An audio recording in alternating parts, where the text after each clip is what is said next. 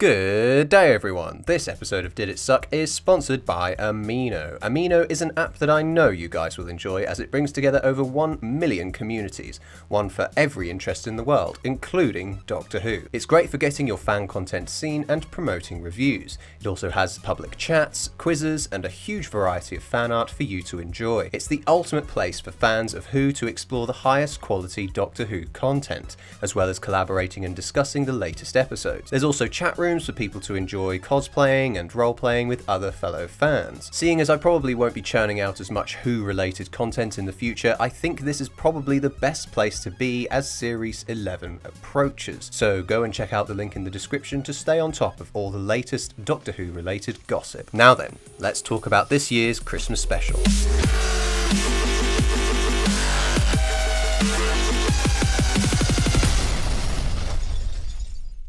In preparation for the review, I actually watched The 10th Planet, the final Doctor Who story to star William Hartnell. I remember originally criticising Cyberbill for her strange voice change and was unaware that the original Cybermen sound just as annoying. To be fair, The 10th Planet wasn't terrible, and its incorporation into Twice Upon a Time was really good too. The moment with Hartnell being updated and essentially resurrected by David Bradley was such an excellent piece of design work that I gasped at how magnificent it was. Not to mention that the scene carried on without any disruption and was quite astounding to see his two companions resurrected also. Although it feels like it was just stuck in there to sell DVDs, I was happy that they chose not to completely dig up the whole thing and prop it up with sticks and gaffer tape. The same thing happens towards the end of the episode, as we once again see a shot replicated for the sole purpose of tying the story back together. The level of accuracy and attention to detail here was an absolute marvel to behold. Bradley himself in this episode was probably the best aspect of the entire thing. His portrayal of Hartnell's Doctor captures the character's essence excellently. Although I've only seen a total of 3, quote, stories of Hartnell's era, Bradley is able to replicate the character with such accuracy, particularly his facial expressions, gestures, and voice work, that it's difficult to tell the difference between the two. He is also written into the script brilliantly and has countless memorable moments. Some examples that spring to mind are when he sees the TARDIS for the first time, Have I been burgled? when his old school language allows for some excellent comedy at times, Jolly good, smack bottom. and when he criticises the modern Doctor's investigative techniques. Sunglasses? Indoors? The last example certainly provided a lot of laughs, and smartly critiques how overly reliant the Doctor has become on gadgets and technology. Well, it might help if you could see properly. My only complaint is that a lot of this self-critique appears to be coming from an age difference as opposed to anything else. It feels like most of the dialogue in relation to the different incarnations' preferential differences was written for a younger Doctor, i.e. Matt Smith, instead of Capaldi. The only other complaint I have about this is just how bloody sexist Moffat made him out to be. The bit about male nurses would have been funny if the Doctor wasn't so needlessly condemning of an attitude. It got worse later on when the Captain and the Doctor, the original you might say, describe women as being made of glass. What does that even mean? Is he saying that all women are in some way transparent? Fragile? However, Bill's response to this vile male oppression was so original and well constructed that oh wait no, she just reminded us all again that she was gay. Just in case we forgot. Bill's presence in the story was also completely unneeded. I just love how indecisive Moffat has been with the vitality of his companions during Capaldi's era. Clara's dead. Oh no, she isn't. Bill's dead. Oh no, she isn't. Okay, well, she is dead, but her watery soul isn't. Actually, no, she is alive. Wait, no, she isn't. It's just a projection.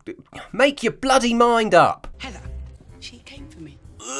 I know they only used Bill to show this testimony thing can recreate people from memories, but the fact of the matter is, this is not Bill. I'm fairly certain most people were fine with how her character left us, even though it didn't make an ounce of sense. But she was done! In fact, the antagonist, if you can even call it that, was possibly one of the most dreadful things the show has ever put forward. It looks absolutely awful in every shot we see of it. The phrase, "this is heaven on New Earth," totally wasn't a rip-off of Black Mirror, and is only there to drag Clara and Nardole out of the mud to say goodbye to him. Again. Hello. I'll smack you so hard you regenerate. Moving on to the Captain, well, I shouldn't say he was dreadful, but he was quite a disappointing character. He did have an absolutely beautiful moment when he first enters the TARDIS and the Doctor accidentally lets slip that there's another world war to come a few decades after the one he's just been transported from. His reaction is absolutely heartbreaking given the amount of death and destruction he's faced for just a few months alone. This also tied neatly into the notion of David Bradley's Doctor finding out he has several regenerations to come after this one, and that there are battles that both these characters must face. The issues started, however, as more attention was put on Bill and the focus was taken away from the Captain. It's just hilarious to think about how long it took for the Captain's identity to be revealed. The Doctors cared so little for this man who is destined to die that they didn't even ask him his name until they essentially took him to the grave. Wait, no, forget I said that, because he didn't even die. They just slide the Christmas truce in there, presumably just in case all the idiots watching at home are so drunk on brandy and mulled wine that they forgot what fucking day it is. To top all this bullshit off, this man isn't even from the main series. His great nephew is. Brigadier Lethbridge Stewart's great uncle is the Captain. Not his grandfather, but his grandfather's brother. Want to know what the worst part is?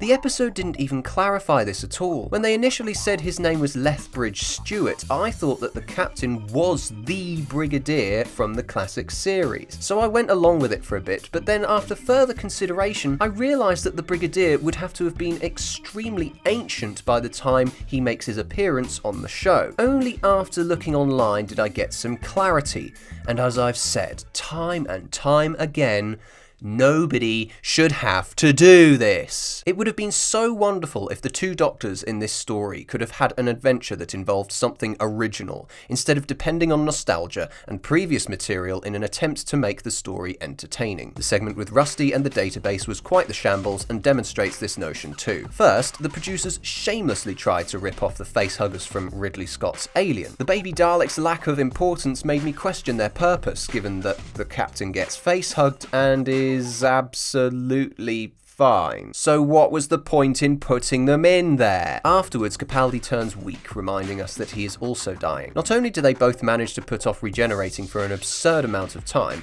but it's shortly after Capaldi's little wobble that both he and Bradley's Doctor are seen running around dodging Dalek laser fire. Surely in their weakened state, dodging multiple explosions and running for their lives would be the last thing they'd be able to do. I'm dying!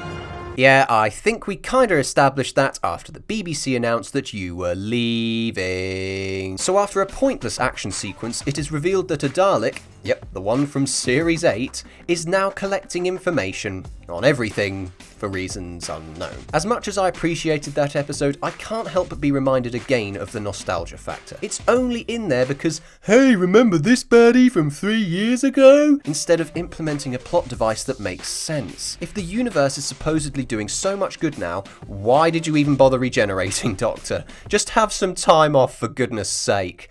I think Testimony would have been really cool if we saw not just this incarnation's companions, but perhaps all the future companions to come, like a huge horde of people the Doctor doesn't recognise appearing before him. That way, the theme of perpetually saving the universe would come full circle, as Capaldi realises that he has so many people to meet and so many adventures to come that he decides to regenerate. This is kind of the impression I got from the first Doctor's inclusion, and I would have thought that this would be the reason the Doctor would have for carrying on. Instead, we have a 3-minute monologue of waffle that is performed like something straight out of musical theatre. Not that I have an issue with musical theatre, but this performance was really odd. Not only have the audience been clawing their eyes out with impatience just for the man to regenerate, but it only seems to be there because they needed to fill the hour-long slot. And after all that, finally we get some release, as the Doctor regenerates into a woman for the very first time.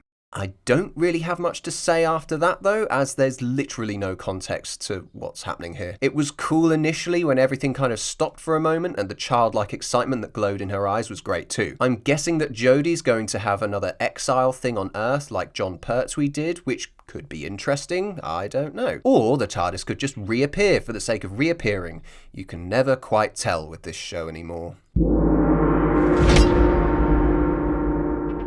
In episode 3 of The 10th Planet, the Doctor is fairly absent throughout it due to William Hartnell being too unwell to be involved in the filming. The 4th episode of the story sadly has been lost from the archives, only a few shots and the regeneration remain intact. Fortunately, I was able to find 3 different versions of the 4th episode. The first contains stills from the episode with the audio playing underneath, another is a fully funded animation of the episode, and then there's the 3rd computer animated version.